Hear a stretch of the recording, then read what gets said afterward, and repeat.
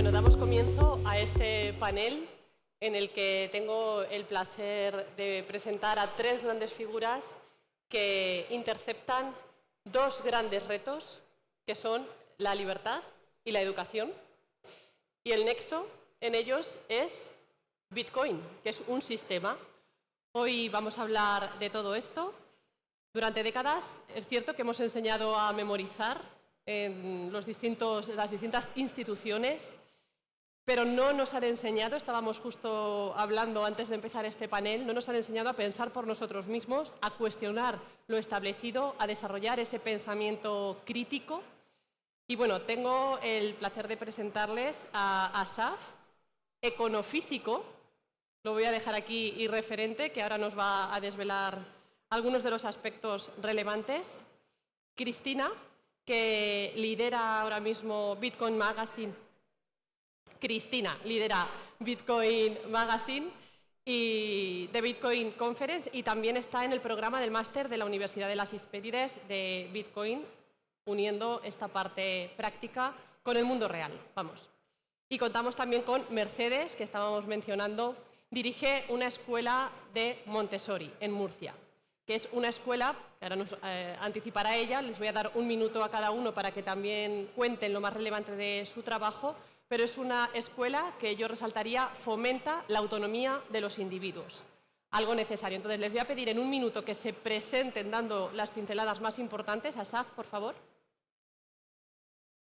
Hola, buenos días, gracias por la invitación y gracias por estar en este panel. Yo soy profesor en la Universidad Europea de Madrid, también dirijo un laboratorio, bueno, dos. Uno se llama el Digital Lab, que es un laboratorio donde hacemos con los alumnos muchísimas actividades relacionadas al mundo digital. Y también soy investigador principal en un grupo de investigación que se llama La Empresa del Futuro.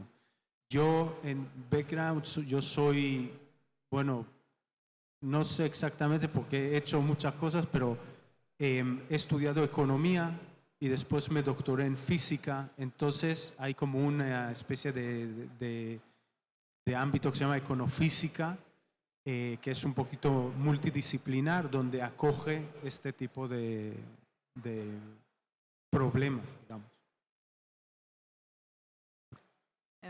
Hola, yo soy Mercedes.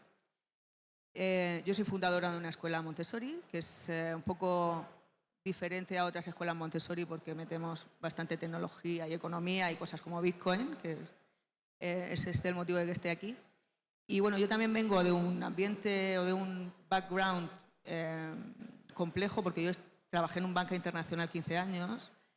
Yo llegué a Montessori un poco por la percepción de que había una ausencia de conciencia o de capacidad para dirigir los propios recursos en la gente, como que iban muy encaminados, ¿no?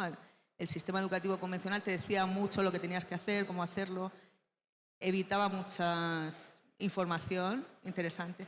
Y llegué a Montessori por eso, porque da una independencia financiera, social, digamos, en la etapa adulta, pero que se tienen que empezar a construir desde la infancia. Y hablamos de eso, de independencia o de libertad responsable en la infancia, de ayúdame a hacerlo yo solo.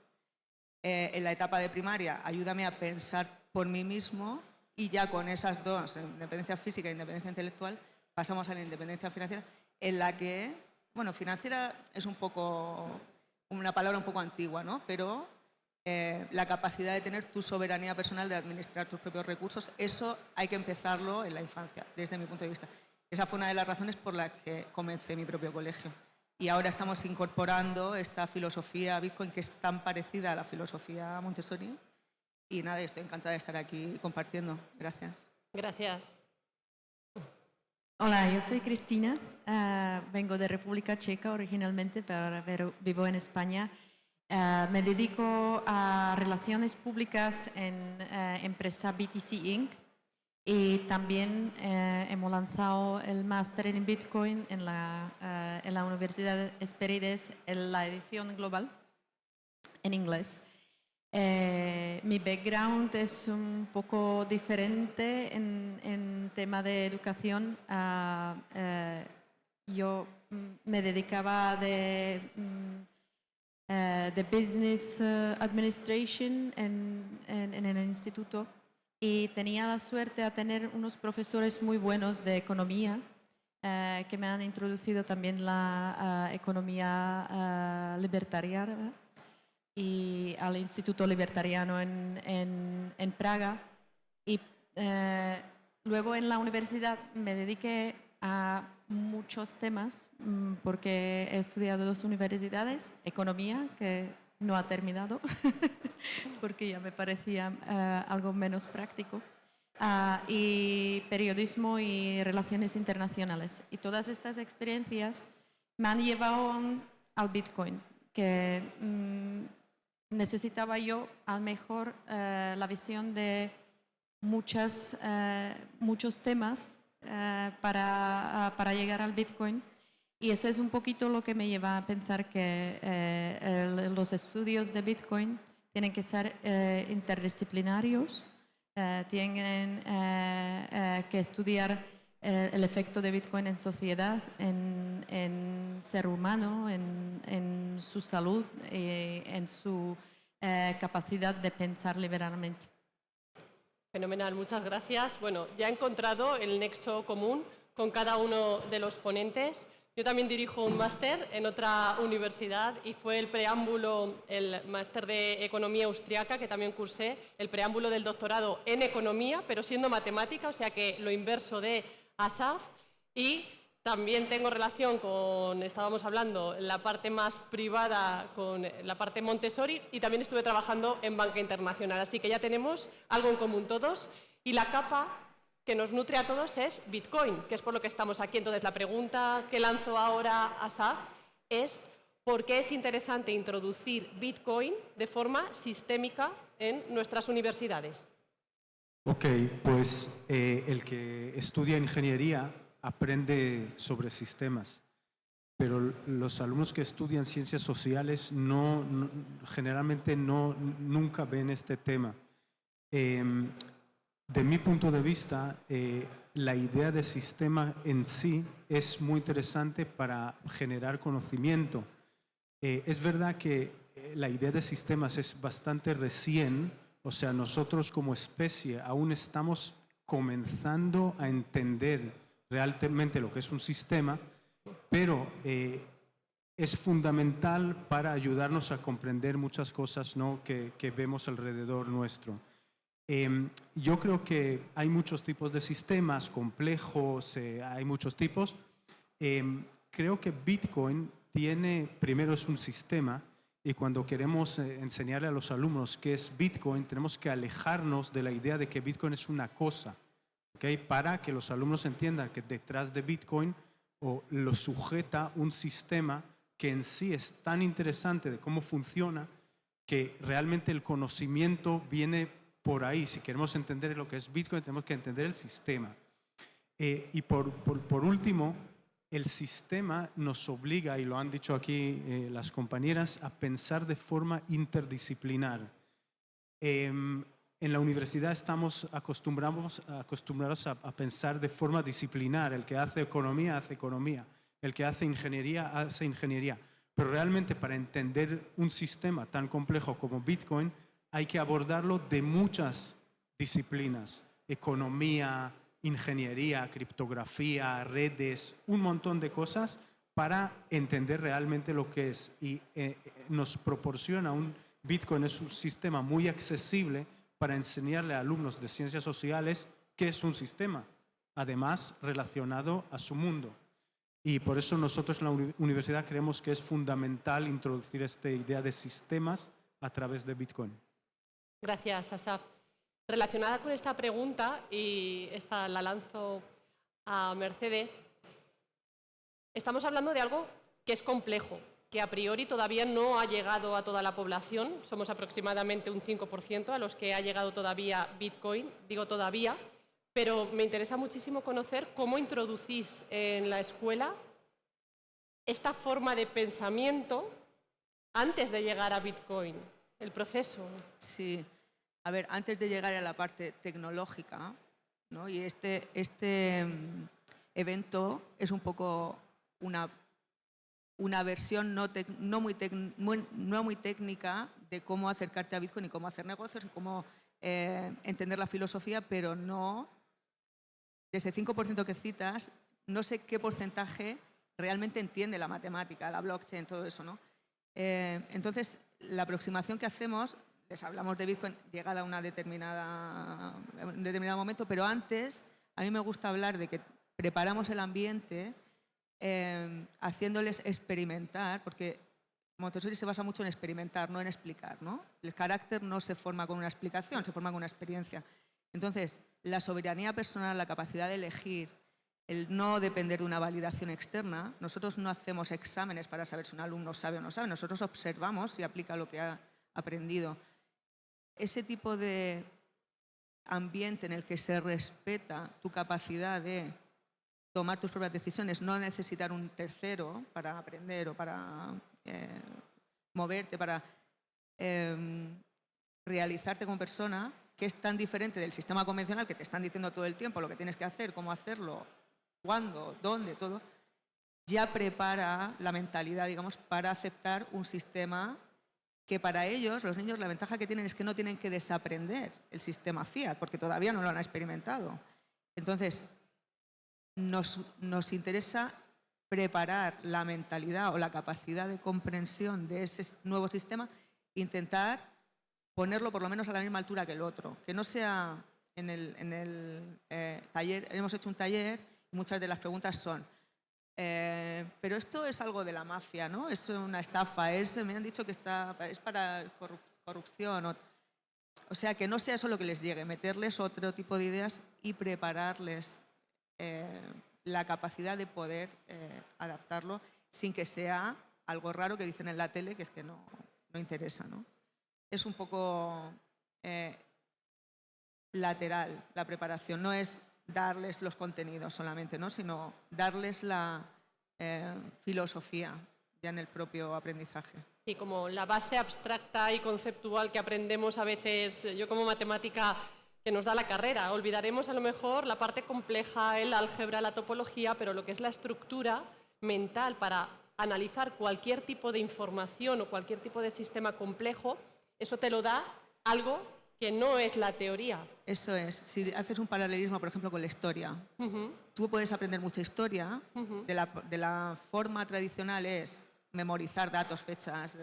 No tiene sentido, lo vas a olvidar, no sirve para nada. Pero si tú analizas y profundizas y te llevas la idea de cómo funciona un sistema humano, eso sí lo vas a poder aplicar a otras cosas. Entonces, es esa diferencia, ¿no? De realmente dar la capacidad de analizar y de comprender, no solamente los datos o la... Vale, muchas gracias. Yo solo un poquito voy a reaccionar que habéis dicho. Estamos hablando que Bitcoin es muy técnico o que es muy complejo, pero yo lo veo de la otra parte, diciendo que estamos preguntándonos unas preguntas muy principales. ¿Qué es dinero? ¿Cómo puede funcionar dinero? ¿Cómo puede funcionar un sistema descentralizado, sin Estado, sin intervenciones? Eso cuesta muchísimo si no tenemos la mente abierta y no estamos buscando soluciones, pero solo estamos adaptando a la regla y al sistema que ya tenemos. Entonces, eso un poquito conecta el principio de Montessori, donde aprendemos a analizar cómo funciona un sistema y luego aplicándolo posteriormente a la tecnología de Bitcoin y usando Bitcoin como una herramienta de buscar una sociedad más libre. No dejes el micrófono, que la pregunta es para ti. Porque estamos hablando ahora de la suerte, claro, que tienen nuestros niños, los más tempranos, los que... Iba a decir una cosa, pero me voy a callar en relación con las pensiones. Estamos llegando a distintos estratos de la sociedad y en este caso tú estás en el ámbito de universitarios, de personas que están a punto de salir en el ámbito laboral o que están incluso compaginando ambos mundos. La pregunta es, ¿por qué ha tardado tanto, si ya lleva pues, unos 15 años con nosotros este sistema, en llegar a la parte universitaria y cuéntanos, si quieres, con pinceladas, qué se aprende en el máster de Bitcoin, que me parece algo absolutamente novedoso. Yo creo que el sistema tradicional académico como lo tenemos en Europa tarda un poquito a reaccionar a la demanda de mercado. Es natural, es algo rígido y no puede permitirse a cambiar cada año si sale alguna tecnología nueva a enseñarlo. Entonces, es en las universidades privadas o en el sistema de educación privado donde sí podemos permitir a escuchar el mercado y ofrecer una formación o un programa más dedicado a lo que está pasando hoy en día. No es verdad que el máster es solo para la gente que se está formando ahora mismo y que va a salir gente joven de la universidad. De nuestros estudiantes son entre 21 años hasta los 65, que ahora tengo un señor que su sueño era estudiar en máster y antes no había tiempo. Y entonces cuando salió el máster en Bitcoin, dicho eso es para mí. Y me alegro que estamos disponibles para la gente de todas las edades y todos los países ahora. Bueno, muchas gracias. Yo creo que en ese sentido también está cambiando el mundo. Es cierto que vivimos más. Aquí en España ahora tenemos la esperanza de vida más alta de todo el mundo. Adelantamos a Japón hace unos años. Y la innovación, que es propia del ser humano y que cuando hay libertad para poder crear, pues de forma libre intercambiamos, creamos, porque somos seres creadores, todos nosotros. Y a lo largo de la humanidad, de la historia de la humanidad, todas las herramientas que hemos ido utilizando a veces cambian nuestra concepción del universo. Y en ese sentido, el Bitcoin opera de alguna manera similar. Entonces, ¿qué aspectos de Bitcoin nos han hecho ver zonas que antes estaban ocultas, Asaf? Ok, esto es un tema muy interesante porque es el tema de la tecnología. O sea, tenemos la tecnología en sí, es un ámbito que nos parece transparente, pero no lo es. Bitcoin no es distinto, es una tecnología. Entonces, si queremos entender lo que es Bitcoin, tenemos que entender lo que es una tecnología. Eso no hay tiempo ahora de explicar, pero así en pinceladas, una tecnología al final extiende las capacidades físicas del agente que la concibe, que la crea, ¿no? Pero no es solo eso, porque si estudiamos la historia de la tecnología, nos damos cuenta que estas herramientas que hemos desarrollado como especie no solo que han extendido nuestras capacidades físicas, correr más rápido, pensar mejor con la IA, etcétera, etcétera, sino que siempre nos abren como una ventana hacia un nuevo conocimiento que antes estaba oculto.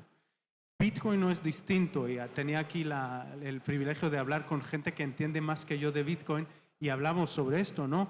Bitcoin ha abierto, yo me acuerdo cuando conocí Bitcoin la primera vez, leí un texto fascinante de una persona que se llama Stan Larimer, que hablaba de Bitcoin como se llama las tres leyes de la Bitcoin y las tres leyes de la robótica, donde él por primera vez piensa sobre Bitcoin como una entidad en sí misma, autónoma. Él le llamaba en ese momento DAC, es lo que hoy le llamamos nosotros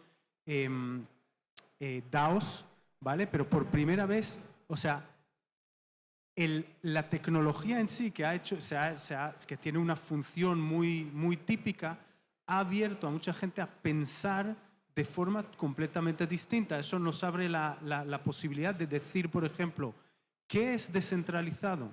Bitcoin no responde a eso.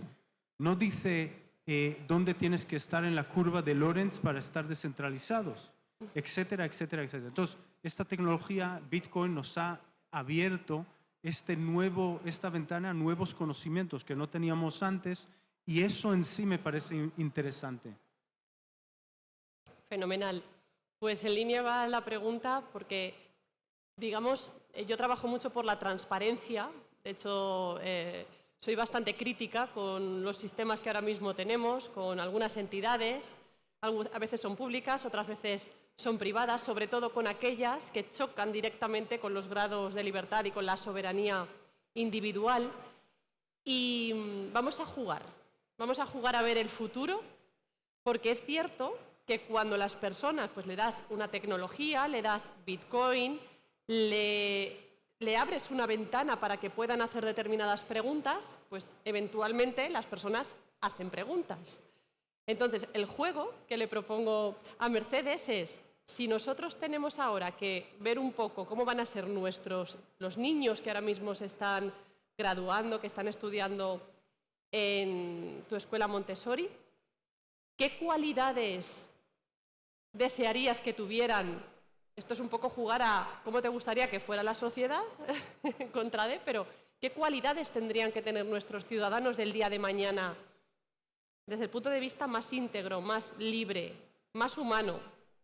Sí, esto es una base filosófica de la educación, digamos, que es cuando la educación se usa para que el Estado cree los súbditos ideales, ¿no?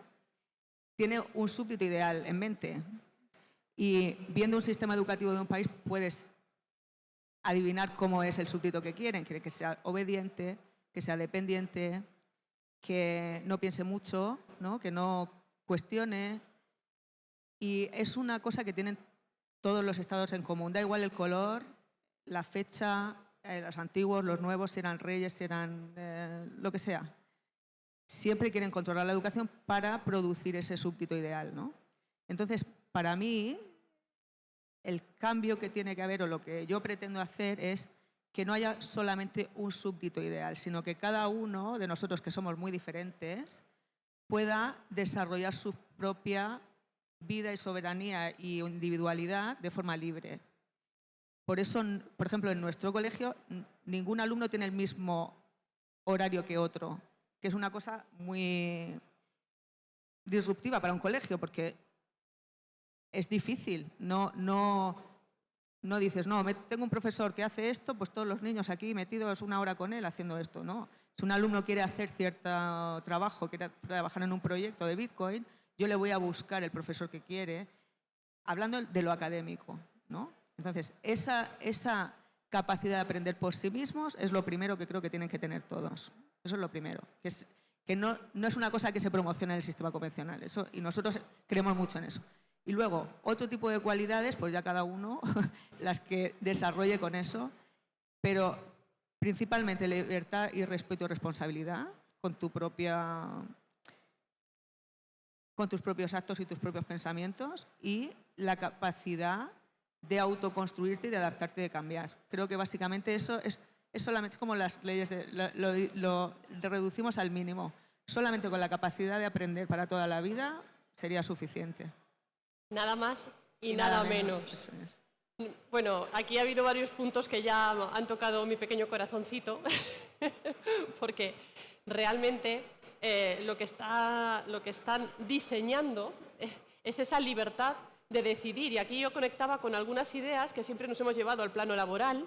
Yo comentaba también, yo soy, pues, como todos los que estamos aquí, un poco outlier, y a veces somos los hijos díscolos de muchas instituciones, de muchas familias, de muchos entornos familiares. Por aquí veo alguna sonrisa. Y uno de ellos, que es algo así trivial, banal, es el biorritmo de las personas. Yo decía que por qué todas las personas tienen que levantarse a las 6 de la mañana o a las 7. Yo sí, porque yo soy muy madrugadora, a las 5 incluso. Pero hay otras personas que no. ¿Por qué? Porque biológicamente no están preparadas para ese biorritmo y trabajan por la noche. De hecho, por aquí hay algún amigo mío con el que aquí hay una nocturna. Hay un amigo en el que, por aquí otro nocturno, allí creo que el cámara también ha levantado la mano, no sé si es que estaba... Y a lo mejor deberíamos tener una versión nocturna del evento para que estemos más despiertos, ¿no?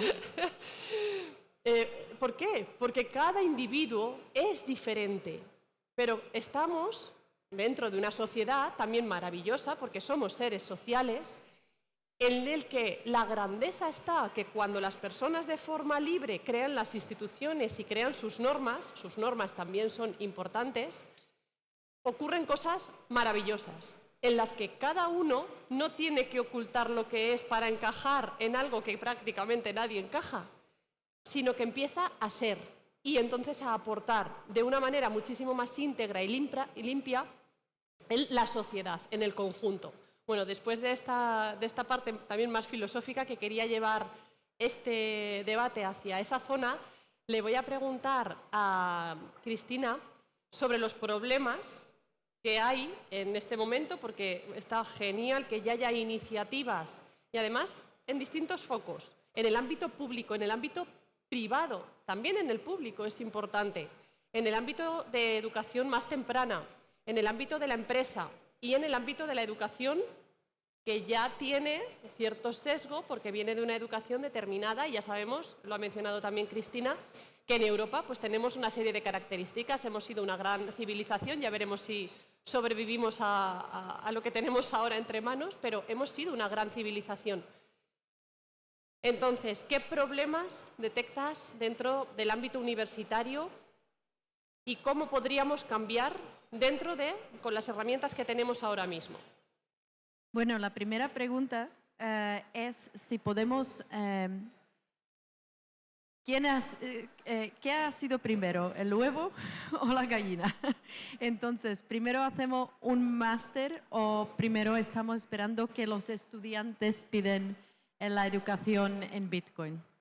Y eso es el problema que estamos encontrando en la educación tradicional, en el ámbito académico tradicional, porque hay estudiantes que son muy curiosos y quieren aprender de nuevas herramientas, pero no tienen esta posibilidad en universidades hoy. Y entonces la demanda para la educación crece desde el público, desde los estudiantes, y nosotros tenemos que reaccionar en una forma muy flexible. El Bitcoin es relativamente joven y hay muchos profesionales que se dedican a Bitcoin una década, pero no tienen, por ejemplo, la formación académica. Y entonces lo que estamos combinando en la Universidad de las Hespérides es el conocimiento práctico de la gente que está trabajando en empresas y se dedica, por ejemplo, a Bitcoin mining y lo entienden muy profundamente de la forma práctica, pero no tienen la formación académica. Entonces no pueden ser profesores en una universidad pública. Ese es el problema que nos encontramos hoy en día, pero se está arreglando haciendo programas disponibles en forma privada. Una vez más volvemos a esta fusión público-privada, que es necesario esta convergencia para que la formación que vamos adquiriendo y que además, como digo, las vidas ya no son con 3 etapas, ahora las vidas van a tener múltiples etapas, que podamos ir reinventándonos y saciando esa curiosidad que a veces será más alta y en otras etapas de nuestra vida pues tendremos que estar atendiendo o resolviendo los problemas vitales que todos vamos a ir enfrentando. Nos queda 90 segundos, 30 segundos para cada uno, un último mensaje que queramos trasladar a la audiencia. Bueno, yo creo que al final lo más importante es que el que tiene que ver todo esto es la gente joven. Y por eso nosotros en la universidad teníamos mucho interés que aquí hayan estudiantes para un poquito ayudarles a entender el paradigma en donde ellos están y para ver esto como una forma de cuestionar la paradigma que les enseñamos nosotros en la universidad. Con lo cual yo creo que Bitcoin es muy importante que llegue a los jóvenes, de mi punto de vista. Gracias, Asaf. A ver, yo animo a todo el mundo, porque todo el mundo, aunque no tengamos hijos, tenemos niños cerca y tenemos jóvenes, al hablar de jóvenes no universitarios, adolescentes, para mí es muy importante que niños de cualquier edad y adolescentes que no se queden fuera de esta conversación. Y nos corresponde a todos los que estamos involucrados de alguna forma en Bitcoin hacer esa labor, porque nadie más la va a hacer.